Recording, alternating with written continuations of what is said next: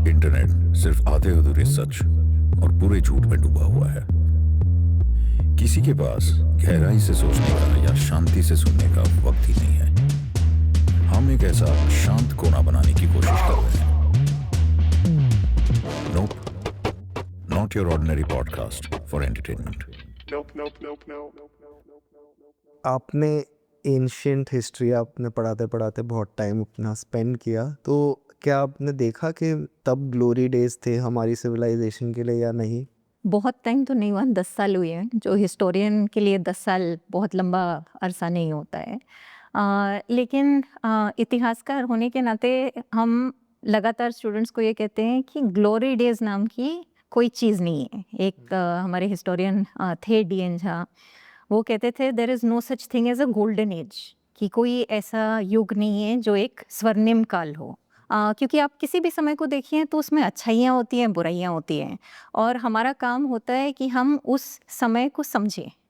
और हमारे जो समझने के तरीके होते हैं वो अलग अलग सोर्सेज होते हैं, जो स्रोत होते हैं। तो हमारी कोशिश ये होती है कि उन सोर्सेज को पढ़ के, उनका एनालिसिस करके हम आपके सामने वो एक पिक्चर प्रस्तुत करें कि उस समय क्या हुआ था।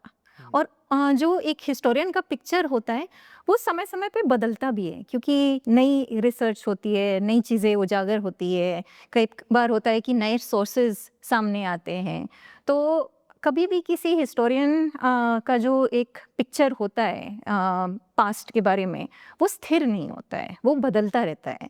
लेकिन अगर कोई कहना चाहे कि एक पास्ट में एक गोल्डन एज था, तो that is a fixed picture, वो कभी बदलता नहीं है। तो जो गोल्डन एज वाला एक पिक्चर है पास्ट का और जो एक हिस्टोरियन का एक पिक्चर है, वो बहुत अलग है, वो भिन्न है। तो कोई भी हिस्टोरियन किसी समय को इस तरह से कभी नहीं पेश करेगा कि वो एक गोल्डन एज है या वो कोई स्वर्णिम काल है। तो हमारे यहाँ ये होता है कि we try and divide the past into different periods, और हर एक पीरियड का अपना एक स्पेशलाइजेशन होता है। तो जैसे आप कह रहे हो कि मेरा स्पेशलाइजेशन है एंशिएंट हिस्ट्री, और मेरा जो फोकस रहा है वो भारत के इतिहास पे रहा है, तो प्राचीन भारत के इतिहास पे ही मेरा एक फोकस रहा है। तो वो सिविलाइजेशन कैसी थी और लोग क्यों इस ट्रैप में चले जाते हैं कि उसे गोल्डन एरा बुलाने लग जाता है? उसकी भी अपनी एक हिस्ट्री है। तो आप जैसे सिविलाइजेशन शब्द ही देखिए, तो हिंदी में हम बोलेंगे सभ्यता। तो सभ्यता जो शब्द है वो भी एक नया शब्द है। आप किसी पुराने ग्रंथ में देखेंगे तो आपको वो सभ्यता शब्द नहीं मिलेगा, आपको सभ्य मिलेगा, विच इज सिविलाइज्ड। और सभ्य शब्द की उत्पत्ति भी काफ़ी एक इंटरेस्टिंग है, क्योंकि सभ्य सभा से आता है। तो जो आदमी सभा में प्रवेश कर सकता था वो सभ्य था, और जो नहीं कर सकता था वो फिर असभ्य हुआ। तो अगर ये हम शब्द सिविलाइजेशन देखें तो ये एक बहुत मॉडर्न कॉन्सेप्ट है, ये कोई बहुत पुराना कॉन्सेप्ट नहीं है। और सिविलाइजेशन एज अ कॉन्सेप्ट, ये इसका एक अपना 19th-20th सेंचुरी में एक हिस्ट्री उजागर होती है, जिसमें ये दर्शाने की कोशिश होती है कि कई ऐसे कल्चर्स हैं जिनका इतिहास बहुत पुराना है। तो आप मिस्र को देख लीजिए, यूनान को देख लीजिए, भारत को देख लीजिए, तो सबको वो एक सिविलाइजेशन का दर्जा दिया जाता है। फिर ये बोला जाता है कि ये सब एरियाज सिविलाइज थे और बाकी जो एरियाज हैं उनका जो इतिहास है वो उतना पुराना नहीं है। तो सिविलाइजेशन का जो कॉन्सेप्ट है वो एक तरह से एक गौरव गाथा है, और हर देश की कोशिश होती है कि हमारी भी अपनी एक गौरव गाथा हो।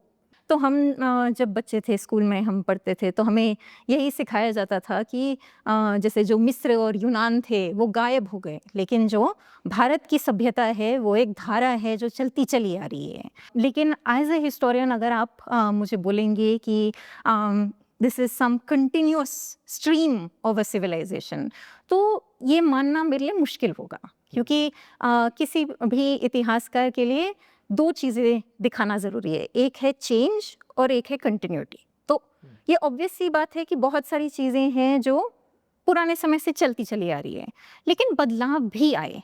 अगर हम आसपास देखें कि जो भाषाएं लोग बोल रहे हैं उसमें आपको तो कोई ऐसा आदमी नहीं मिलेगा जो प्योर संस्कृत आपसे बोल रहा है, या हम लोग भी जो भाषा इस्तेमाल कर रहे हैं उसमें फारसी के भी शब्द है, इंग्लिश के भी शब्द है, संस्कृत के भी शब्द है, सब मिले हुए हैं। तो हम किसी भी धारा को हम नहीं मान सकते कि वो बिल्कुल अनचेंजिंग है। तो हिस्टोरियन के लिए civilisation as a concept is not a very useful concept. हम अगर क्लासरूम में उसका इस्तेमाल करते हैं तो लिमिटेड तरीके से उसका इस्तेमाल होता है। जैसे कि माने आप आर्कियोलॉजी देख लीजिए, आर्कियोलॉजी में सिविलाइजेशन शब्द का इस्तेमाल होता है क्योंकि हम उसका इस्तेमाल तब करते हैं जब एक कल्चर का एक ऐसा लेवल उजागर हो जाता है जहाँ पे आपको सिटीज़ मिलेंगी, राइटिंग मिलेगी, कोइनेज मिलेगा। तो जैसे आप बोलेंगे हड़प्पन सिविलाइजेशन, लेकिन आप जब आगे बढ़ते हैं तो सिविलाइजेशन शब्द का इस्तेमाल घटता चला जाता है। अब दिक्कत की बात यह है कि जो पॉपुलर कल्चर में हिस्ट्री की समझ है और जो एकेडमिक क्लासरूम के अंदर जो हिस्ट्री की समझ है उसमें एक बहुत बड़ी दरार है। तो अक्सर पॉपुलर कंसेप्शंस में ये सिविलाइजेशन शब्द इस्तेमाल किया जाता है, लेकिन हिस्ट्री क्लासरूम में सिविलाइजेशन शब्द कुछ बहुत ही स्पेसिफिक तरीके से इस्तेमाल किया जाता है। और माने आप ये भी जानते हैं कि सिविलाइजेशन शब्द का अपना एक पोलिटिसाइजेशन हुआ है।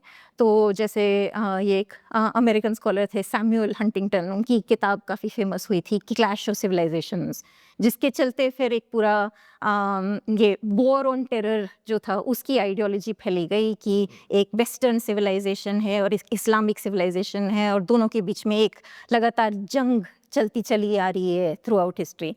तो एज ए हिस्टोरियन हम लोग सिविलाइजेशन शब्द को आज के डेट में बहुत न्यूट्रल शब्द नहीं मानते हैं और हमारी कोशिश होती है कि उसे कम से कम इस्तेमाल किया जाए। अगर इस्तेमाल किया भी जाए तो सिर्फ उन लिमिटेड कॉन्टेक्स्ट में इस्तेमाल किया जाए जहाँ पे उसकी कोई वैल्यू हो। जैसे कि मैंने बोला कि आर्कियोलॉजिकली सिविलाइजेशन आजकल भी प्रचलित है, but as a general explainer it is not something that we use. But if you go to the past, if we were not a civilization, तो हम कौन थे? Historians prefer the use of cultures. Okay. तो अगर हम India की बात करें तो वी यूज़ इंडियन सबकॉन्टिनेंट। और उस इंडियन सबकॉन्टिनेंट में जो एक जोग्राफिक मार्कर है उसमें आप फिर जानते हैं कि अलग अलग कल्चर्स थे। अब उन जो कल्चर्स है उनका अपना एक इतिहास है, अलग अलग समय पे वो मिले, अलग अलग समय पे अलग भी हुए, अलग अलग समय पे कोई राजा आया जिन्होंने काफ़ी कल्चर्स को जोड़ा और एक राज्य बनाया। लेकिन अगर हम भारत के इतिहास को देखें तो ऐसे बहुत कम समय है जब हमारे पास एक कोई ऐसा ये राज्य या साम्राज्य मौजूद था जिसने पूरे सब कॉन्टिनेंट को जोड़ा। तो हमारी कोशिश ये होती है कि हम इन अलग अलग जो पिक्चर्स हैं उनको देखें, उनको समझें और उनका इतिहास लिखने की कोशिश करें। अब कोई भी अगर हिस्टोरियन हो उसका अपना एक स्पेशलाइजेशन होगा। कोई आपसे कोई अगर हिस्टोरियन बात करे तो वो कभी नहीं बोलेंगे कि मैं हर पीरियड के बारे में सब कुछ जानता हूँ। यूजुअली एक हिस्टोरियन बोलेंगे कि ये मेरा अपना एरिया है और इस एरिया के बारे में जितनी जानकारी है वो मेरे पास है, लेकिन उस एरिया से आप निकलोगे तो शायद उतना हमें पता नहीं होगा। तो जैसे मैंने अपने डिसर्टेशन में एक डायनेस्टी है वो सातवाहन करके, आजकल वो दोबारा वो चर्चे में आए क्योंकि अगर आप मुगलों को टेक्स्ट बुक से निकालना चाहते हैं तो आप किसको डालेंगे। तो ये बात हो रही है कि सातवाहन, मौर्य, चालुक्य, इस तरह के जो राजवंश है उनको लाया जाए अब टेक्स्ट बुक्स में। लेकिन जो आपका स्पेशलाइजेशन है वो एक छोटा दायरा होता है। पर जैसे अगर आप स्कूल में हिस्ट्री पढ़ाना चाहते हैं या कॉलेज में हिस्ट्री पढ़ाना चाहते हैं तो the attempt will be at comprehensiveness, कि आप किसी स्टूडेंट को एक कॉम्प्रिहेंसिव तरीके से समझाएं कि इतिहास में क्या क्या हुआ। और जो इतिहास का एक स्टडी है वो हर देश के लिए बहुत ज़रूरी होता है क्योंकि उसी से उस देश की पहचान बनती है। जिस तरह से लोग माने अपनी पहचान ढूंढते हैं और फिर पूछते हैं कि मेरे बाप दादा कहाँ से आए, उन्होंने क्या किया, माने मेरी अपनी क्या एक हिस्ट्री है, उसी तरह से एक देश को इतिहास की ज़रूरत महसूस होती है। और उस वजह से आप किसी भी मॉडर्न देश को देखोगे तो उसमें ये हिस्ट्री करिकुलम स्थापित किया गया है। और हमारे देश में भी आप किसी और देश को भी देख लो, आप पाकिस्तान को देख लो, भूटान को देख लो, श्रीलंका को देख लो, तो आज़ादी के बाद हर देश ने अपना एक हिस्ट्री करिकुलम शुरू किया था और उसमें एक कोशिश की गई थी कि इतिहास और सिटीजनशिप, नागरिकता को जोड़ा जाए।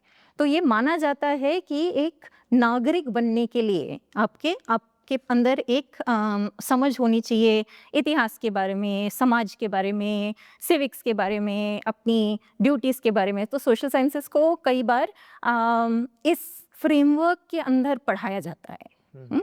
लेकिन जैसे जैसे आप आगे बढ़ते हैं तो फिर आप स्पेशलाइज करते हो और फिर आपका काम सिर्फ ये नहीं होता है कि आप एक पुराने समय के बारे में एक गौरव गाथा सुनाए लोगों को।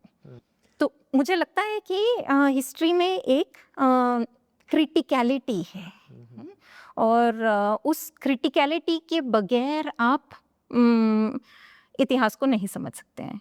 करेक्ट। तो जो एंशिएंट सिविलाइजेशंस जो हम सोच रहे हैं कि अगर इन्हें लाया जाए हमारी हिस्ट्री में या हमारे करिकुलम में, टेक्स्ट बुक्स को लेके बहुत चर्चा होती है कि ये सब सिविलाइजेशंस जो थी, जैसे आपने कहा गुप्ता या सिविलाइजेशन, या ये सिविलाइजेशन के जो मतलब थे किंग्स, और जैसे वो प्रजा को अपनी ट्रीट कर रहे थे, बहुत डिफरेंस था उनमें और बाकियों में या कुछ सिमिलैरिटीज़ थी? बिकॉज एक समझिए, मैं आज के दौर में अगर हम देखें तो एक गवर्नमेंट आके दूसरे पिछले गवर्नमेंट से ज़्यादा ड्रास्टिकली डिफरेंट तो नहीं हो सकती। एक अगर आप 30 साल का भी ले आंकड़ा तो कैसे था ये, मतलब from one dynasty to another? तो पहली बात है कि जो ये एंशिएंट सिविलाइजेशन का समय बताते हैं वो बहुत लंबा समय है। अब हड़प्पन सिविलाइजेशन का अगर आप डेट देंगे तो वो 3000 BC से उसकी कहानी शुरू होती है और आप माने गुप्त जो कालीन है उसका डेट अगर देना चाहे तो वो 300 AD है। तो आप ये सोचिए कि 3000 BC में क्या हो रहा है और 300-400 AD में क्या हो रहा है, उसके बीच में काफ़ी कुछ बदला होगा। लेकिन जब कहानी सुनाई जाती है हमारे प्राचीन भारत के इतिहास के बारे में तो सब कुछ एक साथ मिलाया जाता है। तो किसी भी हिस्टोरियन के लिए ये मानना मुश्किल है कि all of ancient India is one singular stream. और आपने जो टेक्स्ट बुक्स की बात की, इस बीच में टेक्स्ट बुक्स में बदलाव भी आए हैं। तो जो पहले टेक्स्ट बुक चला था जो 2000s में NCERT ने निकाला था, उसमें एक कोशिश की गई थी कि स्टूडेंट को धीरे धीरे हिस्ट्री के अलग अलग पीरियड, अलग अलग पहलू समझाए जाएँ एक ग्रेडेड तरीके से। तो अगर आप एंशिएंट हिस्ट्री का टेक्स्ट बुक उस समय का आप देखेंगे तो उसमें फिर पहले ये सिंधु सभ्यता के बारे में कुछ बताया गया था, फिर वेदों के बारे में कुछ बताया था, फिर उसके बाद जो 6th century BC के डेवलपमेंट्स थे जिसमें वो बौद्ध और जैन धर्म उभरे उसके बारे में बताया गया था, फिर मौर्य काल के बारे में बताया गया था। तो एक अलग अलग एक पीरियडाइजेशन के तहत समझाया गया था कि क्या क्या हुआ था प्राचीन समय में। लेकिन आज के डेट की अगर आप टेक्स्ट बुक देखो तो एक कोशिश की गई है कि उस पूरे पीरियड को एक ही रंग से रंगा जाए। तो जैसे ये दर्शाने की कोशिश की गई है कि शुरुआत से ही ये भारत का एक कंसेप्शन था और वही भारत का कंसेप्शन आज तक चलता चला आ रहा है। ये कंसेप्शन लोगों को भले ही अच्छा लग सकता है, ये सुनने में बड़ा अच्छा लगता है। और उसमें फिर एक विष्णु पुराण से श्लोक निकाला गया है, एक मेरे ख्याल से संगम टेक्स्ट से कुछ एक एविडेंस दिखाई गई है, फिर कुछ कहानी सुनाई गई है उपनिषदों की। लेकिन एज अ हिस्टोरियन हम लोग जानते हैं कि इतिहास के अपने अलग अलग परत होते हैं और उन परत को अलग करना धीरे धीरे वही हमारा काम होता है। अगर आप कहेंगे कि इन सब पीरियड्स को आप एक साथ जोड़ने की कोशिश करोगे तो that is not a historical analysis, that is an analysis for a certain kind of cultural glory या किसी तरह का एक राजनीतिक प्रोजेक्ट हो। बेसिकली कन्वीनियंट है और अक्सर सोशल साइंस के केस में ये बोला जाता है कि हम स्टूडेंट पे ज़्यादा लोड नहीं रखना चाहते हैं। तो इसलिए आपने देखा होगा कि जो अलग अलग सोशल साइंस की टेक्स्ट बुक्स थी उनको अब जोड़ा गया और एक ही टेक्स्ट बुक सोशल साइंस की अब निकाली गई है। तो ये तो उस तरह से बात हो गई ना कि आप बोलिए कि मैथमेटिक्स पढ़ाना है लेकिन अलजेब्रा तो बहुत मुश्किल है, आप अलजेब्रा हटा दीजिए सिलेबस से। या आप केमिस्ट्री पढ़ा रहे हैं और आप पीरियोडिक टेबल में कह रहे हो कि सारे एलिमेंट्स को इक्वल और प्रोपोर्शनेट रिप्रेजेंटेशन नहीं मिल रहा है। तो जब इस तरह की बातें आप साइंस के बारे में कहेंगे या किसी और डिसिप्लिन के बारे में कहेंगे तो लोग कहेंगे कि मजाक है, लेकिन आप social science, history, political science के बारे में ये बात बोलते हैं तो लोग कहते हैं दिस इज एब्सोल्युटली लॉजिकल। और माने ये जो जैसे नई टेक्स्ट बुक्स निकली हैं उसमें फॉर इंस्टेंस एविडेंस क्या होता है, ये बच्चों को समझाना ज़रूरी है किसी भी लेवल पे, बेसिक लेवल पे, क्योंकि हम पास्ट के बारे में जो भी बोलते हैं वो उस एविडेंस, उस स्रोत के बेसिस पे होता है। लेकिन मैंने देखा है कि जिस तरह से वो एविडेंस पेश भी किया गया है वो कई बार आधा अधूरा पेश किया गया है। तो आप दिखाना चाहते हो कि भारतवर्ष नाम की चीज़ थी जो अनंत काल से अमृत काल तक ये भारतवर्ष नाम की एक चीज़ है। तो उसमें एक जैसे विष्णु पुराण का श्लोक दिया है इसी टेक्स्ट बुक में। जो श्लोक है वो है कि उत्तरम यत् समुद्रस्य हिमाद्रश्चैव दक्षिणम वर्षम तत् भारतम नाम, फिर वो रोक देते हैं। हाँ, और बाकी जो है वो है भारती यत्र संतति। अब इसका मतलब ये है कि समुद्र के ऊपर और हिमालय के नीचे जो देश है वो भारतवर्ष है। तो वो सुन के किसी को लगेगा कि आज का जो डेफिनेशन है भारतवर्ष का वही डेफिनेशन आपको विष्णु पुराण में भी मिल रहा है। लेकिन अगर आप पूरा श्लोक देखेंगे, हाँ, तो उसमें ये जो बोला जा रहा है कि भारत जो संतति है, जो लोग हैं, वो भरत जो एक राजा था उसके वंश के लोग हैं। तो फिर आप समझते हैं ना कि उसमें जो बात बोली जा रही है वो एक ऐसे पॉलिटी के बारे में बोली जा रही है जिसमें एक राजा था और उसके वंशज थे। लेकिन हमारा जो भारत है वो एक डेमोक्रेटिक स्टेट है जिसमें कोई राजा नहीं है और हम सब उसके नागरिक हैं और हमारा एक समान अधिकार है। तो हमारा काम एक हिस्टोरियन के नाते ये है कि हम ये अंतर दिखाएं पास्ट और प्रेजेंट के बीच में। लेकिन आजकल जो एक समझ फैली हुई है इतिहास के बारे में, उसमें ये कोशिश की जा रही है कि हम ये दिखाएं कि जो आज है या जो हम कल बनाना चाहते हैं वही चीज़ पास्ट में मौजूद था। तो जिस तरह से हम चाहते हैं कि माने हमारे देश साइंस में प्रगति करे या चांद पे पहुँचे, तो ये दिखाना ज़रूरी होता है कि पुराने समय में भी ऐसा ही था। तो फिर सवाल ये उठता है कि बीच में क्या हुआ। तो फिर ऑब्वियसली ये बोला जाता है कि अलग अलग इन्वेडर आए और उन्होंने हमारा जो सभ्यता था, जो हमारा सिविलाइजेशन था, उसे ध्वस्त किया और फिर हमें दोबारा उसे उजागर करना पड़ेगा। फिर उसमें कैसे सच्चाई तो है नहीं, मतलब तब न्यूक्लियर पावर नहीं था तो आप एक सिविलाइजेशन को ख़त्म तो नहीं कर सकते थे, तो इट्स क्लियरली अ कंटिन्यूएशन। तो इतनी सिंपल सी चीज़ लोग क्यों नहीं समझ पा रहे?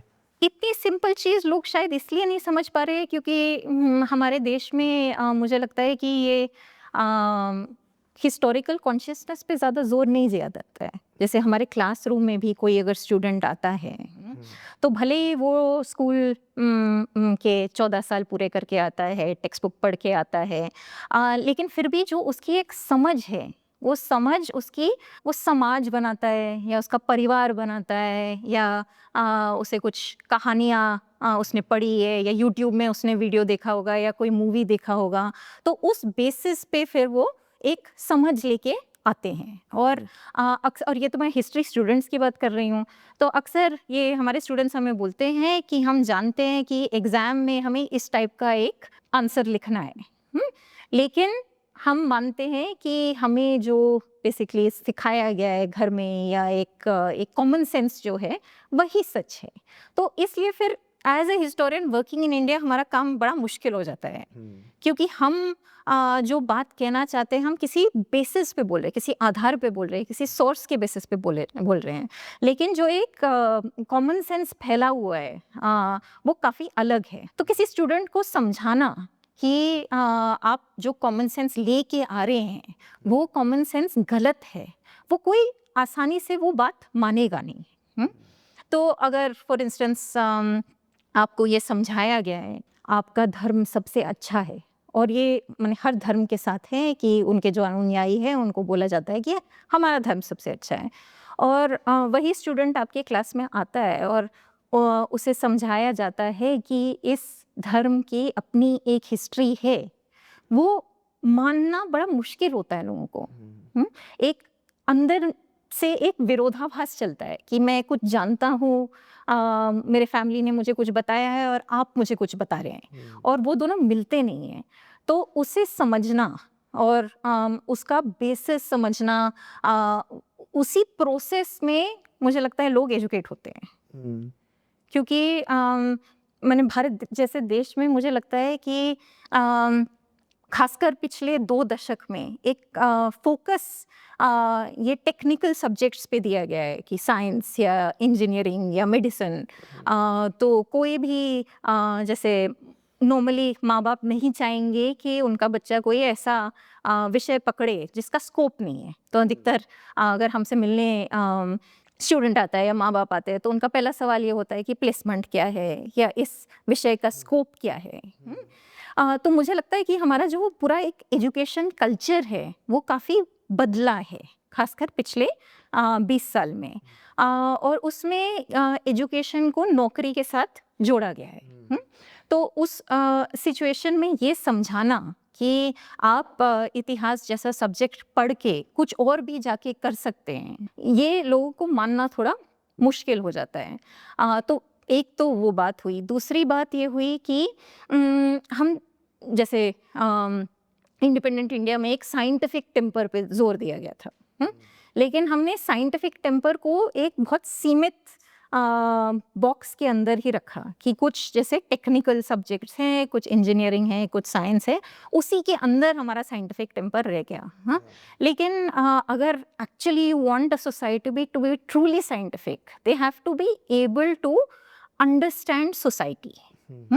और हिस्ट्री को सोशल साइंसेस के अंदर क्लास किया गया है, जिसका मतलब है कि हम समाज को समझने की कोशिश करते हैं, और समाज को समझने के लिए बहुत सारी चीज़ें हैं जो आपके रोज़मर्रा का एक हिस्सा हो सकता है, उनका अपना एक हिस्टोरिकल कॉनोटेशन है, अपना एक कॉन्टेक्स्ट है, और आप हिस्ट्री अगर पढ़ते हैं तो धीरे धीरे ये चीज़ें आपको समझ में आती है।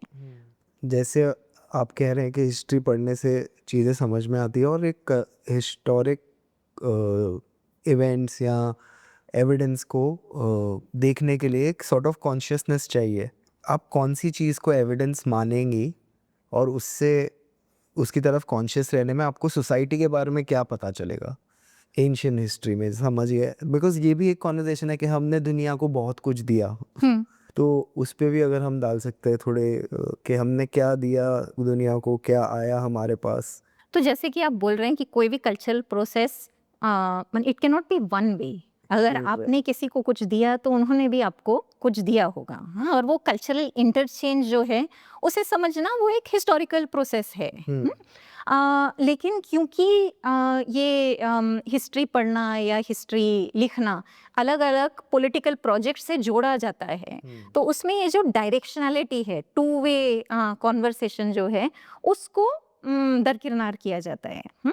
तो जैसे आजकल ये दिखाने की कोशिश की जा रही है, ये विलियम डैलरिम्पल ने भी एक किताब लिखी है जो काफ़ी एक बेस्ट सेलर किताब है, कि जिस तरह से माना जाता था कि जो चीन है वो एक विश्व गुरु है, हम भी उस तरह का एक विश्व गुरु स्टेटस पा सकते हैं, और उसके लिए हिस्ट्री बहुत ज़रूरी है।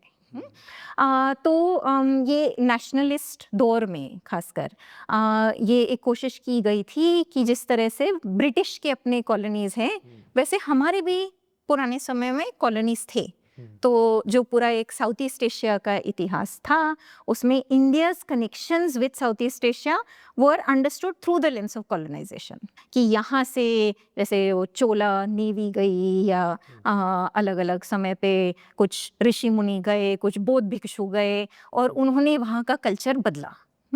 तो आपको फिर ये इंडोनेशिया में रामायण के पैनल दिखेंगे या बुद्धिज़्म का एक इन्फ्लुएंस मिलेगा, तो उसकी फिर बहुत वाहवाही हुई है। लेकिन कोई वो दूसरा सवाल नहीं पूछता कि अगर उधर हम गए और वहाँ के कल्चर में बदलाव आया तो वापस क्या आया, क्योंकि कोई भी ट्रेड, कोई भी कनेक्शन, कोई भी इंटरेक्शन यूनिडायरेक्शनल नहीं हो सकता है। तो ये होता है कि कई बार ये कहानी सुनने में बड़ी अच्छी लगती है, लेकिन अब आप सवाल पूछने लगते हैं तो ये डिटेल्स आपको समझ में आते हैं। तो ये अब दूसरा, अगर आप कोई एक्सपोर्ट देखना चाहे इंडिया के एंशिएंट कल्चर से, तो आप पंचतंत्र को उठा के देख लीजिए। तो ये बोला जाता है कि after the Bible the Panchatantra is the most translated text. और पंचतंत्र जो है उसका जो ओरिजिन है वो कहाँ है, कब लिखा गया है, वो हम नहीं कह सकते, क्योंकि बहुत सारी जो कहानियाँ थी वो ओरली ट्रांसमिट होती थी और किसी एक समय पे वो कहानियाँ लिखी गई। तो हिस्टोरियंस ने ये दिखाया है फॉर इंस्टेंस कि जो जातक की कहानियाँ हैं, जो एक बुद्धिस्ट कहानियाँ मानी जाती हैं, और जो पंचतंत्र की कहानियाँ हैं उनमें काफ़ी मेल है। तो जैसे सब लोग ये कहानी जानते होंगे जो बंदर और मगरमच्छ वाली कहानी है, वो बंदर और मगरमच्छ वाली जो कहानी है वो पंचतंत्र में भी है, वो जातक कथाएं में भी है, लेकिन वो कहानी जापान भी पहुंचती है। लेकिन जब वो कहानी जापान पहुंचती है तो वो जो कैरेक्टर है वो मगरमच्छ नहीं रहता है, वो एक कछुआ बन जाता है। तो चीज़ें जैसे मूव करती है तो उसमें बदलाव भी आते हैं, और वो बदलाव समझना एक हिस्टोरियन का काम होता है। सिमिलरली आप अगर देख लिए तो पंचतंत्र का एक वेस्टवर्ड ट्रांसमिशन होता है। वो अरबी और फारसी में उसका ट्रांसलेशन होता है, वो चलते चलते फिर वो यूरोप भी पहुंच जाती हैं कहानियाँ। तो आप उस प्रोसेस को आप देख सकते हो, लेकिन उसमें फिर आप ये भी देखते हो ना कि चीज़ें बदल रही है। एक कहानी की जो वैल्यू है एक इंडियन सोसाइटी में, उसकी वही वैल्यू राइट वो यूरोप में तो नहीं होगी। तो फिर आप ये पूछेंगे कि अगर कुछ कहानियाँ ट्रांसमिट हुई हैं तो कौन सी कहानियाँ ट्रांसमिट हुई? कुछ कहानियाँ नहीं ट्रांसमिट हुई, उनको दे वर discarded. Why were they discarded, right? And if there is a moral in the story, जो अक्सर इन कहानियों में एक मैसेजिंग या एक मॉरल होता था, वो आप देखेंगे कि अलग अलग कल्चर्स में वो एक अलग मॉरल निकल के आता है। तो ये जो भिन्नताएं हैं, ये जो चेंजेस हैं, ये जो प्रोसेसेस हैं, as historians we are interested in these. It is not enough to say we exported the Panchatantra to the world. Correct, पर इसमें अगर आप एग्जाम्पल दे पाए तो शायद थोड़ा और इंटरेस्टिंग हो लोगों के लिए कि कैसे कुछ चीज़ ट्रैवल करके बदल जाती है। तो जैसे मैंने ये बंदर और मगरमच्छ वाली कहानी बताई है, बंदर और मगरमच्छ वाली कहानी तो हर कोई जानता है। तो बट मैंने बोला कि वो कहानी जब तक जापान पहुंचती है तो उसमें मगरमच्छ की जगह कछुआ एक आ जाता है। तो बंदर बैठता है कछुए के ऊपर।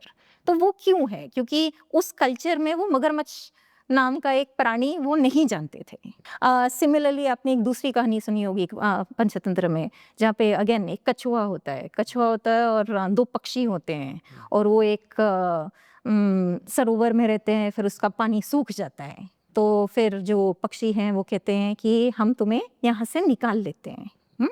और तो कछुआ कहता है कि कैसे, क्योंकि मैं तो उड़ नहीं सकता हूँ।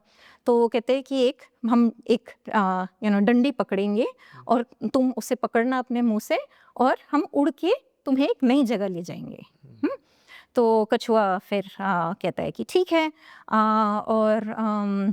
लेकिन जो कछुआ है वो बहुत बातूनी है, तो वो कुछ देर अपना माने मुंह बंद रखता है, लेकिन वो एक शहर के ऊपर उड़ रहे होते हैं, और उस बीच में लोग इकट्ठा हो जाते हैं कि they have never seen a site like this, और वो उनकी तरफ इशारा करते हैं, और कछुआ कहता है कि वो मेरी तरफ इशारा क्यों करते हैं, और वो नीचे गिर जाता है।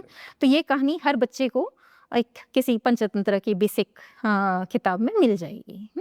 और उसमें ये बोला जाता है तो मॉरल इज कि आपको ज़्यादा बोलना नहीं चाहिए, लेकिन आप हिस्टोरिकली अगर देखें तो इस कहानी को पंचतंत्र में इसलिए डाला गया था कि लोगों को बेसिकली दर्शाया गया था कि अगर आप दोस्तों के बीच में दरार डालना चाहते हैं, अलगाव डालना चाहते हैं, तो उसका क्या एक तरीका होना चाहिए। क्योंकि जो पंचतंत्र जो थी, संस्कृत वाली पंचतंत्र, उसे एक नीति शास्त्र का दर्जा दिया गया था। और niti shastra is a science of politics.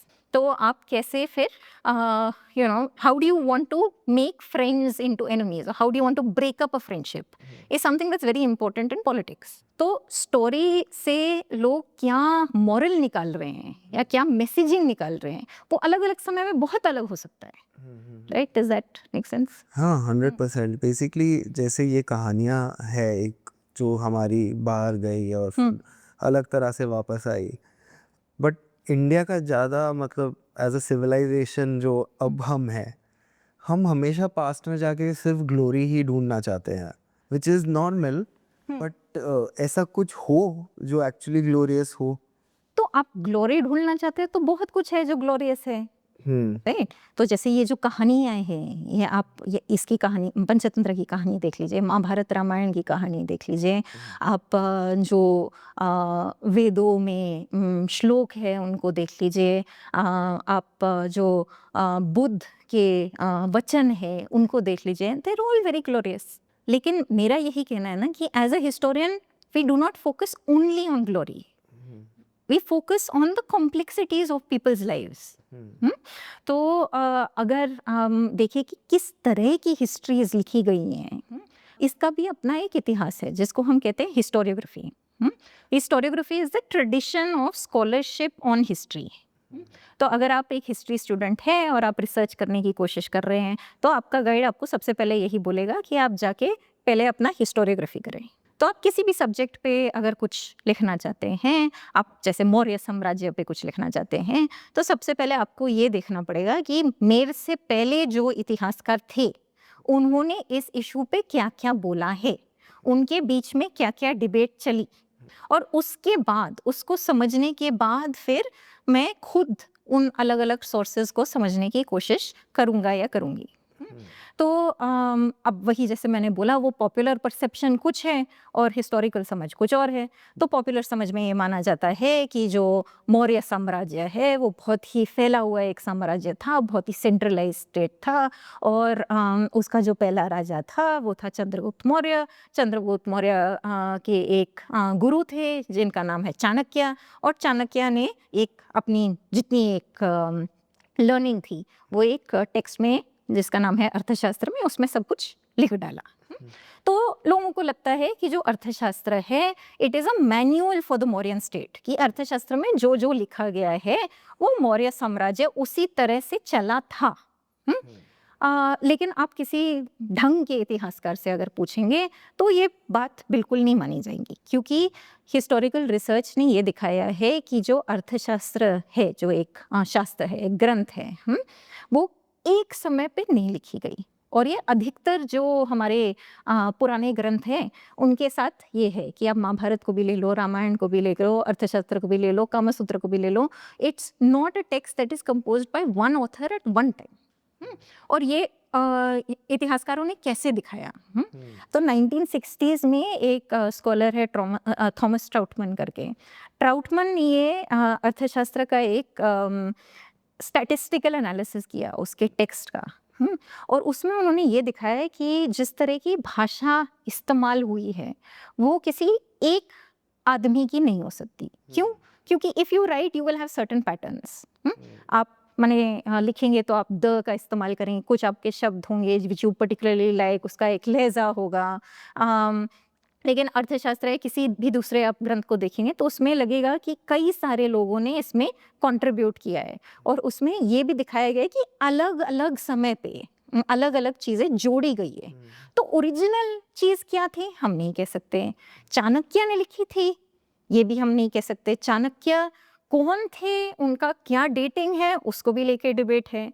तो जो चीज़ें पब्लिक को बड़ी सिंपल लगती है, बड़ी ऑब्वियस ही लगती है, लगता है उन्हें ये फैक्ट है, आप किसी भी हिस्टोरियन से पूछेंगे they will say this is not a clear fact and they will give you reasons why. But जैसे ये इनविजिबल डॉट्स जहाँ हमें आंसर नहीं मिले, हमने 2 डॉट जॉइन करके आगे बात लेना, हम ले गए आगे बात। चाणक्य नीति अब पॉलिटिक्स में बहुत सुनी जाती है, बट ये एक्सेप्ट करना कि वो ओवर कोर्स ऑफ टाइम लिखी गई थी, उसका जितना भी एविडेंस हो हम एक्सेप्ट नहीं करना चाहते कि वो इतना टाइम लगा ये लिखने के लिए। एक ही आदमी था, वो ऐसा दिखता था, ये राजा था, वो वैसे दिखता था। सो ये जैसे आपने कहा ना, स्टूडेंट पे लोड ना पड़े, शायद ये उसी का तो ये कंटिन्यूएशन है। उसी तरह की बात है ना कि आप कहते हैं कि आप ये नहीं मानने को तैयार है कि चाणक्य नाम का एक सिंगल आदमी नहीं था। और अगर माने किसी दूसरे समय की बात हम करें तो कोई ये मानने को तैयार नहीं है कि Anarkali for instance is not a historical character, right.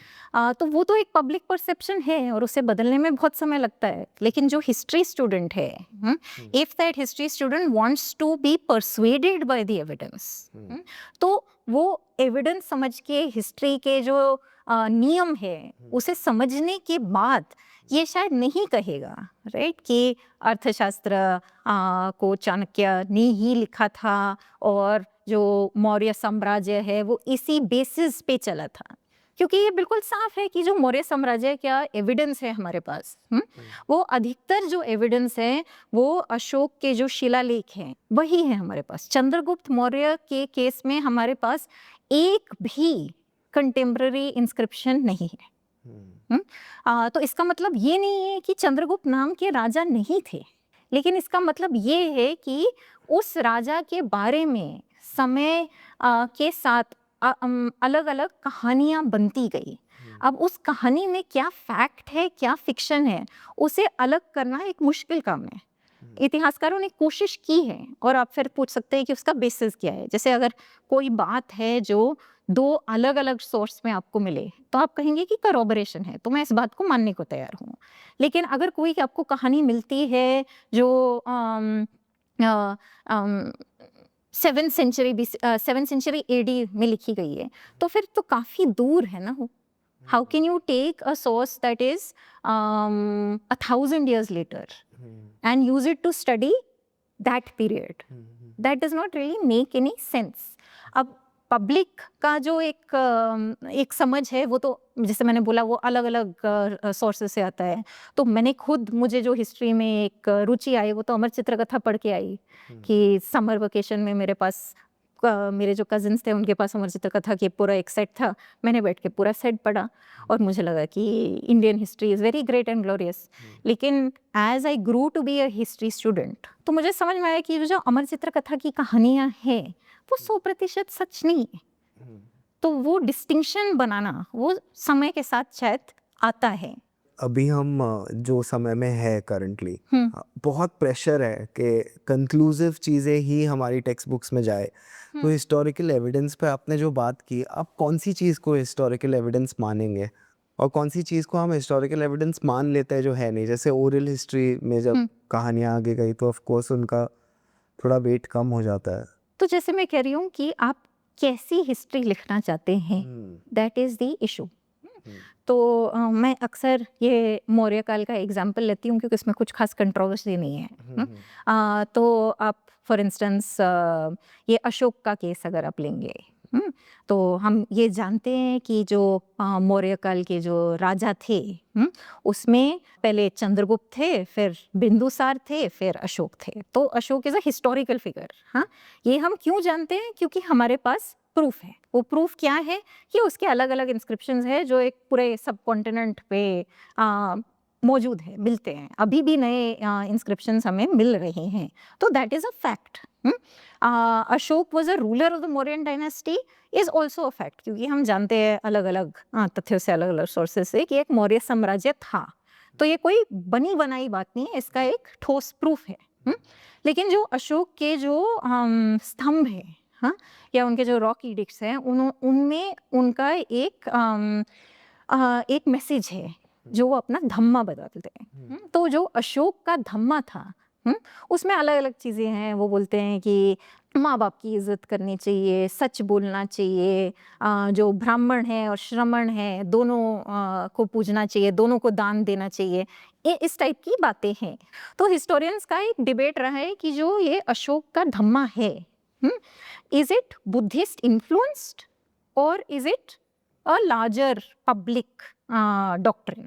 क्योंकि हम जानते हैं कि अशोक बुद्धिस्ट थे, वो बौद्ध धर्म में मानते थे, लेकिन जो उनका धम्मा था, क्या वो एक कोशिश थी कि लोगों के बीच में ये बुद्धिज्म फैलाया जाए? इस पे एक डिबेट है। तो आप अगर टेक्स्ट बुक में लिखेंगे एक चैप्टर मौर्य साम्राज्य के बारे में, तो ये तो फैक्ट है कि अशोक एक राजा थे, मौर्य साम्राज्य था, ये तो फैक्ट है, इस पे कोई डिबेट नहीं है क्योंकि ये बार बार इसे प्रूव किया गया है। लेकिन अगर आप लिखेंगे कि जो मौर्य अशोक का जो धम्मा था that was a Buddhist ideological project, तो उस पे एक डिबेट है। तो लोग आपसे कह सकते हैं कि ये पूरी तरह से सही नहीं है, इस बात को नहीं डाली चाहिए एक टेक्स्ट बुक में, किसी दूसरे तरीके से इसे बताना चाहिए। तो जो ऐसा नहीं है कि हिस्टोरियंस के बीच में डिबेट्स नहीं होते हैं, खूब होते हैं, खूब चलते हैं, सालों साल चलते हैं, कई बार लोग एक दूसरे से बात नहीं करते हैं, लेकिन the framework of the debate is understood कि आप एविडेंस के बेसिस पे बात कर रहे हैं। जो पब्लिक एक डिस्कोर्स में कई बार डिबेट्स होते हैं, उसमें कुछ समझाना हमारे लिए बड़ा मुश्किल होता है क्योंकि लोग जानते नहीं है कि एविडेंस क्या है और एविडेंस से आप क्या सवाल पूछ सकते हैं। तो आप ट्विटर या फेसबुक या इंस्टाग्राम पे देखेंगे तो कई बार लोग माने किसी ग्रंथ से का कुछ पैसेज उठा के डाल देंगे और बोलेंगे 10 प्रूव्ड। लेकिन ये कोई भी हिस्टोरियन इस कोटेशन को नहीं मानेगा, क्योंकि more important than reading the sources is how you weigh and measure them. आप उनसे क्या सवाल पूछते हैं, आप माने ठोक बजा के ही कुछ बोलेंगे एज अ हिस्टोरिकल फैक्ट। जो एविडेंस एक दूसरे से मेल नहीं खाते, अगर उसका एक एग्जाम्पल हो कि Ashoka was trying to make sure that the entire kingdom is Buddhist. If this is one argument, the other argument is he was Buddhist and he wanted peace after war and he thought peace was the best way to maintain people.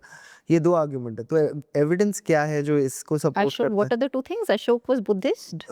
Because उसने मतलब war देखने के बाद उसका एक spiritual awakening हुआ और उसके बाद उन्होंने मतलब मूवी में तो ये दिखाया गया है, शाहरुख खान वाली। शाहरुख खान। तो ये एक लोग मानते हैं, और दूसरा एविडेंस ये है कि वो बहुत ही मतलब शार्प थे और उनको लगा कि नहीं अब तो वॉर हो गया, अब इनको कंट्रोल करना है तो रिलीजन ऑफ पीस के थ्रू ही करना पड़ेगा। ओके, वो शाहरुख खान की वाली जो मूवी जब आई थी मैं उस समय कॉलेज में थी और मैंने इंटरव्यूज़ पढ़े थे जिसमें उन्होंने बोला कि अशोक के बारे में ज़्यादा कुछ हिस्टोरिकल इन्फॉर्मेशन नहीं है, इसलिए हमने थोड़ा बढ़ा चढ़ा के वो माने कहानी बना दी। सो ठीक है, वो क्रिएटिव लाइसेंस है। अब किसी मूवी में कोई क्या दिखाना चाहे उसे आप रोक तो नहीं सकते, लेकिन प्रॉब्लम तब आती है ना हमारे देश में जब उस मूवी के बेसिस पे लोग अपना एक हिस्टोरिकल समझ बनाने की कोशिश करते हैं या बन जाती है लोगों की। तो अब अशोक और ये जो कलिंगा वाली जो बात है, तो उसमें अशोक का एक है रॉकी डिक 13, जिसमें वो काफ़ी एक लंबा इंस्क्रिप्शन है, प्राकृत में है, और उसमें वो कहते हैं कि मैं गया कलिंगा लड़ाई लड़ने, लेकिन वहाँ पे जितने लोग मारे गए, जितने बेकसूर लोग थे, जो who are normal people wanting to live a life, right, who are householders, उनको भी उतना दुख झेलना पड़ा, वो फिर मुझसे सहा नहीं गया। और उसके बाद मैंने बोला कि मैं युद्ध त्याग रहा हूँ। और उसके बाद हमें एक्चुअली कोई प्रूफ नहीं मिलता है कि उसके उनके काल में उन्होंने दोबारा कोई युद्ध लड़ा, तो that is a fact, right. लेकिन उस युद्ध के बाद उनका धर्म परिवर्तन हुआ, ये अमर चित्र कथा हिस्ट्री है। No evidence, there is no evidence in the source. फिर एपिग्राफर्स और जो हिस्टोरियंस है उन्होंने ये भी दिखाया है कि जो रॉकी डिक 13 है, जिसमें इस पूरे सिचुएशन का एक विवरण हुआ है, वो कलिंग जो आज का उड़ीसा है उसमें वो रॉकी डिक गायब है। तो अलग कोई अलग रॉकी डिक है, सेपरेट रॉकी डिक्स करते हैं, जो उस जगह के लिए लिखी गई थी। तो उससे फिर आपको क्या दिखता है ऑब्वियसली इट मीन्स कि कलिंग की जो लड़ाई थी उसे लड़ने के बाद हाँ उन्होंने युद्ध त्याग दिया। लेकिन उसका मतलब ये नहीं है कि उन्होंने कलिंगा को अपने टेरिटरी का हिस्सा नहीं बनाया और उसके ऊपर शासन किया। राइट।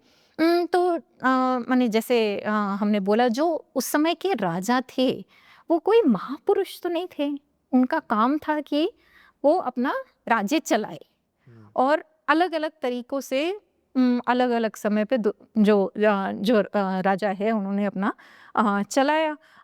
कुछ लोग थे अशोक की तरह जिन्होंने कुछ अपनी नीति बनाने की कोशिश की, अपना धम्मा उजागर किया, और भी राजा महाराजा थे जिन्होंने वेद धर्म या यज्ञों का इस्तेमाल करके अपना शासन चलाया।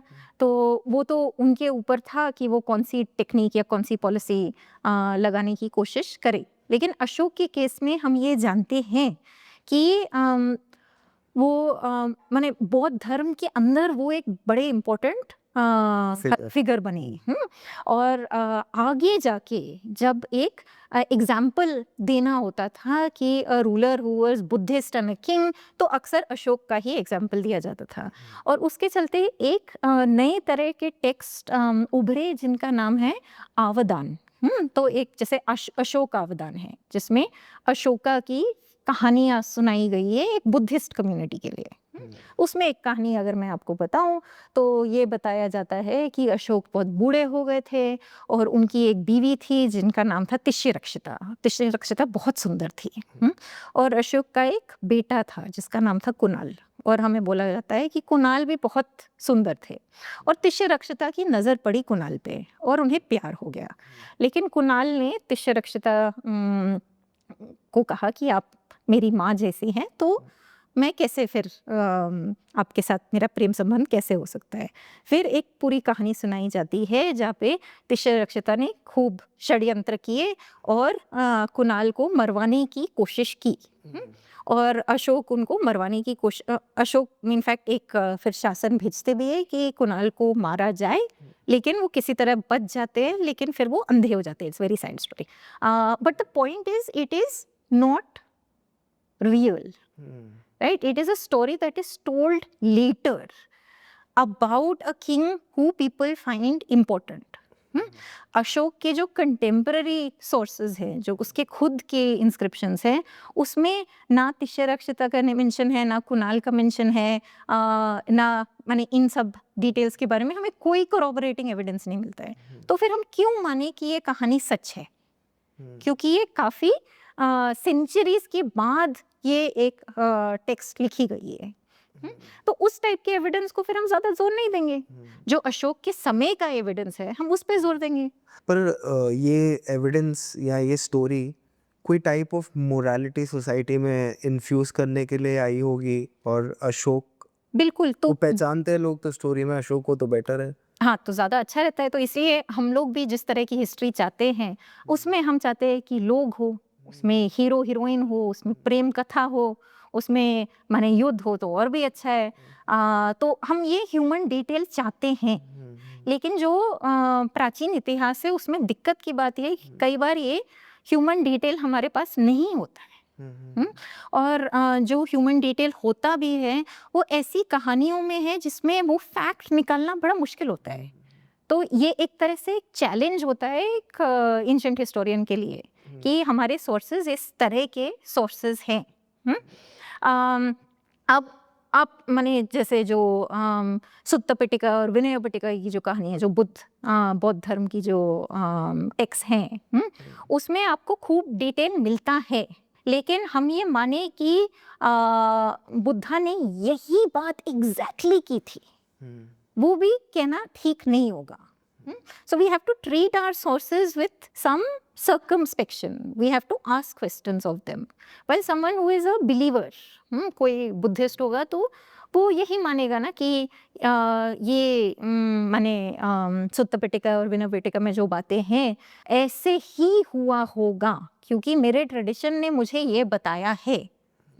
तो इसलिए वो एक there is a difference between the religious understanding of the past and a secular historical understanding of the past. हाँ, बट जैसे एंशियंट हिस्ट्री में जैसे हम हमेशा इस पे ही आ जाता है, गुप्ता एम्पायर और अशोका पे। हाँ। ऐसे कौन से और फिगर्स रहे हैं जो थोड़े अंडर डिस्कस्ड? तो जैसे आपने बोला ना कि ये मौर्य एम्पायर है और गुप्ता एम्पायर है। हाँ, तो अब मेरा जो खुद का रिसर्च था, वो पीएचडी का जो रिसर्च था, मेरी इनफैक्ट कोशिश यही थी कि जो बीच का पीरियड है उसको समझने की कोशिश की जाए, और उसमें इनफैक्ट मेरा जो काम था वो इंस्क्रिप्शंस पे ही था। और आप शायद गए होंगे सांची, या जो सांची स्तूप है, अगर आप गए हो, या उस समय में पूरे भारत में अलग अलग जगहों पे ये स्तूप, बड़े बड़े स्तूप बनाए गए थे। और उन स्तूपों की खास बात ये है that they were made by something that is called collective patronage. तो आप हर पैनल को अगर देखेंगे तो उसमें एक छोटा सा इंस्क्रिप्शन होगा जिसमें लिखा जाता है कि इस स्लैब को या इस पिलर को XYZ ने पैसा दे के बनाया, विच इज़ फैसिनेटिंग, क्योंकि यहाँ पे कोई राजा महाराजा नहीं है और हमारी ये एक्सपेक्टेशन होती है कि राजा महाराजा ने ही मंदिर बनाया होगा या ने ही स्तूप बनाया होगा। लेकिन इसमें आपको ऐसे नाम मिलते हैं जो नॉर्मल लोगों के नाम है, बहुत सारी औरतें मिलती हैं। और फिर आपको ये सोचना पड़ता है ना कि इतना बड़ा अगर स्ट्रक्चर है और इतने छोटे छोटे अगर डोनेशंस है, तो इनको एक साथ खड़ा कैसे किया गया होगा, किसकी एजेंसी होगी, क्या हुआ था। क्योंकि अगर इस इंस्क्रिप्शन पे किसी ने बोला है कि so and so made the gift, right, कि इन्होंने दान किया, लेकिन उस इंस्क्रिप्शन को लिखा किसने, या जो आर्किटेक्चरल प्रोग्राम है वो किसका था। और अगर माने किसी भी आप अच्छे यूनिवर्सिटी डिपार्टमेंट में जाएंगे तो ये सब जो पीरियड्स है, ये जब सब जो कहानियाँ हैं, इनके बारे में भी बातचीत होती है। ये सिर्फ मौर्य या गुप्ता साम्राज्य या मुगल कालीन भारत सिर्फ इस पे फोकस नहीं किया जाता है। इनफैक्ट मेरा तो मानना है कि इंडिया में जो एंशिएंट हिस्ट्री में एक तरह से जो अच्छा काम हुआ है पिछले कुछ दशकों में, उसमें सोशल हिस्ट्री एक बहुत नई फील्ड है और बहुत ही क्रिएटिव फील्ड है, जिसमें ये माने समाज को समझने की कोशिश की गई है। तो आप देखेंगे फॉर इंस्टेंस कि अक्सर हम कास्ट के बारे में बात करते हैं और हम कास्ट की हिस्ट्री सुनाते हैं तो हम पूना पैट से पहले जाते ही नहीं हैं। हाँ, लेकिन आप अगर सोचेंगे कि इतना एक बड़ा सिस्टम है जो पूरे सब कॉन्टिनेंट में फैला हुआ है, कई जगह है जो ट्राइबल एरियाज हैं वहाँ पे नहीं फैला, लेकिन मोटा मोटी तो पूरे देश में ये सिस्टम फैला हुआ है। हाँ, आप कैसे फैला, कब फैला, किसका एक तरह से आप कह सकते हो कि किसका इनिशिएटिव था, उसकी डेटिंग क्या है, इस तरह के सवाल हम पूछते नहीं हैं। हम सिर्फ ये जानना चाहते हैं कि हमने क्या एक्सपोर्ट किया, या वॉटेवर पुराने समय में कौन सा राजा था, उसने क्या किया। ये जो सवाल हैं ये कोई पूछता नहीं है एक लार्जर दुनिया में, लेकिन वो हिस्ट्री क्लासरूम में ये सवाल पूछे जाते हैं और उनका एक जवाब भी दिया जाता है, and that is something that is very fascinating. Similarly gender पे बहुत काम हुआ है कि आप माने वही बात है, पब्लिक परसेप्शन में कोई आपको सुना देगा कि मनुस्मृति में लिखा हुआ है कि ये काफ़ी कोटेड श्लोक है ना कि यत्र नार्यस्तु पूजन्ते तत्र रमन्ति देवता, कि जहाँ नारी पूजे जाते हैं वहाँ भगवान खुश होते हैं। और ये आपको दिखाया जाता है कि ये एविडेंस है कि एंशिएंट इंडिया में औरतों का स्टेटस बहुत ही अच्छा था, लेकिन और भी एविडेंस है। और उसमें मैंने मैं अक्सर ये एग्जाम्पल देखती हूँ कि अगर आप मानते हैं कि एंशिएंट इंडिया में औरतों का स्टेटस इतना अच्छा था, तो हाउ डू यू एक्सप्लेन वो जो द्रौपदी का चीरहरण वाली कहानी है, और वो कहानी अगर आप सोचिए उसके बारे में, it is a very violent story. वो पूरे सभा के बीच में उसे घसीट के लाया जाता है, माने उस टेक्स्ट में आपको बोला जाता है कि बिल्कुल अधार्मिक काम था, लेकिन ये भी है कि द्रौपदी फिर सवाल पूछती है, and that question is very interesting, कि वो कहती है कि युधिष्ठिर जब माने जब उसने दाव लगाया तो हैड ही लॉस्ट हिमसेल्फ, वो अपने आप को क्या खो चुका था, और फिर उस पे डिबेट होता है कि अगर युधिष्ठिर ने अपने आप को खो दिया था तो क्या वो द्रौपदी को दाव पे लगा सकता था, और द्रौपदी का कहना है कि नहीं। The story is very powerful, लेकिन if you want to use it to write social history, बहुत बेसिक लेवल पे आपको ये तो दिखा रहा है ना कि उस समाज में स्लेवरी थी, दास और दासियां थे। तो ऑब्वियसली उन दासियों के लिए कोई गोल्डन एज तो था नहीं। और जो बहुत जानी मानी एक फेमिनिस्ट हिस्टोरियन है उमा चक्रवर्ती, उनका एक बहुत फेमस आर्टिकल है which is called whatever happened to the Vedic dasi. तो अक्सर ये बोला जाता है कि अरे एंशिएंट इंडिया में औरतों को बहुत ही अच्छा एक स्टेटस मिलता था। ये गार्गी और मैत्रेयी का एग्जाम्पल देके आपको ये समझाया जाता था कि बिल्कुल बराबरी वाला एक हिस्सा था। लेकिन माने हम जैसे जो इतिहासकार हैं, हमें उस दासी की हिस्ट्री जो है उस पे भी प्रकाश डालना होता है। And that is the difference between the public perception of glory and the historians understanding of everyday social reality. हाँ, तो औरतों के लिए तो समय कोई भी जैसे आज भी है वो तो अच्छा है नहीं। तो एंशिएंट हिस्ट्री में ऐसी क्या चीज़ें हैं जो हमें बताती है कि सती उसमें से एक है जो काफ़ी लोग डिबेट कर रहे हैं अभी कि था ही नहीं। तो वैसी चीज़ें हैं, तो मतलब व्हाट हैपेंड टू द दासी में भी काफ़ी चीज़ें लिखी गई होंगी, अगर उस पर हम थोड़ी बात कर सके तो।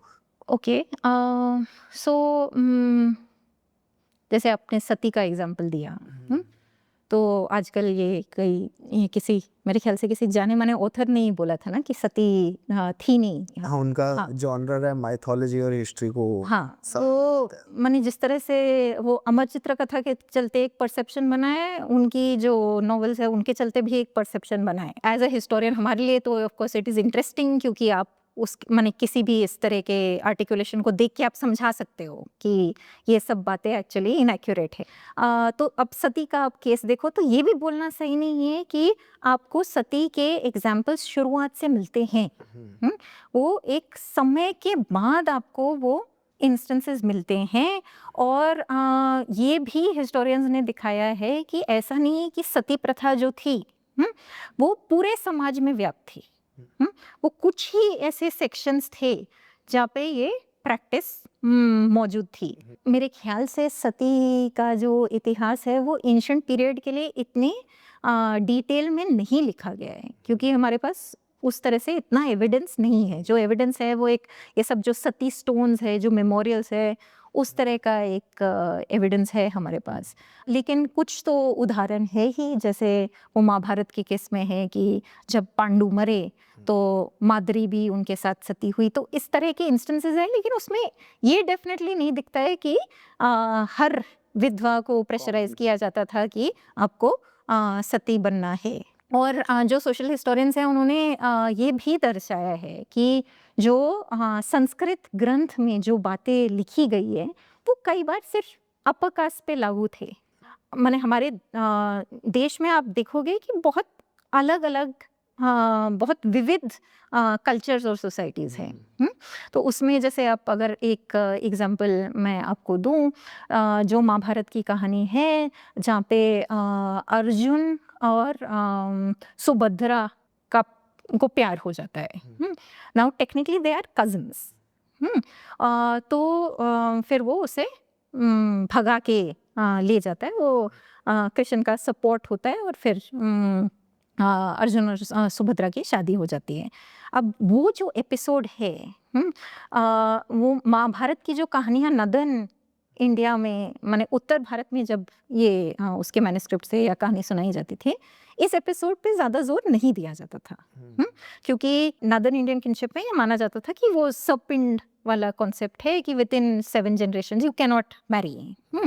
लेकिन साउथ इंडिया में जहाँ पे क्रॉस कज़न मैरिज होता था, ये एपिसोड काफ़ी चला। तो आप समझ सकते हो फिर कि क्यों, क्योंकि उसका एक सोशल कॉन्टेक्स्ट है जिसमें ये कहानी चली और लोगों का फिर उससे एक एसोसिएशन बना।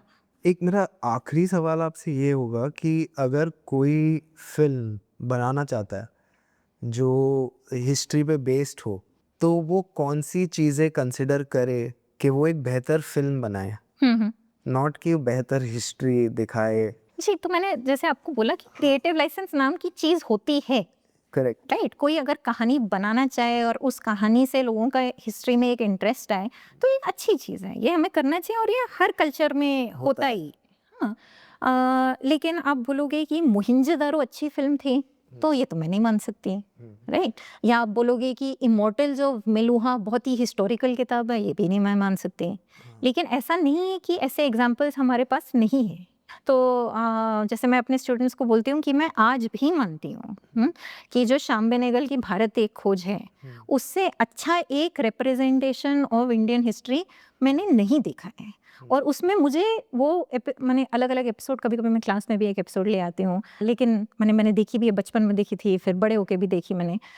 उसमें मुझे बड़ा अच्छा लगता है कि जो एक स्लाइड आता है जिसमें हर एपिसोड में वो क्रेडिट करते हैं हिस्टोरियंस को, और ऐसे लोगों को क्रेडिट करते हैं जो उस समय के बहुत जाने माने हिस्टोरियंस थे। HD संकलिया है, आर चंपक लक्ष्मी है, ऐसे नाम आते हैं जो मैंने हम लोग पहचानते हैं, और उसके चलते वो जो ड्रामेटाइजेशन है वो काफ़ी अच्छा मानती हूँ मैं। तो कोशिश तो की ही जा सकती है, लेकिन फिर ये है ना कि इन सब कोशिशों को फिर आपको ये एक एक्यूरेसी का भी एक एलिमेंट होना चाहिए। ये कहना काफ़ी नहीं है ना कि मैं एक कहानी आपको बेसिक आपके सामने पेश करना चाहता हूँ और उसमें कुछ 10% हिस्टोरिकल सच है। अगर आप कह रहे हैं कि this is actually a representation of history, तो फिर आपकी कोशिश होनी चाहिए कम से कम 50% एक्यूरेसी के साथ तो आप वो कहानी बनाएं। तो मुझे लगता है कि ये माने नियत का सवाल है, लोग वो कोशिश नहीं करना चाहते हैं, इसलिए इस तरह की एक larger mythological, quasi historical, fictional दुनिया हमारे सामने पेश की जाती है।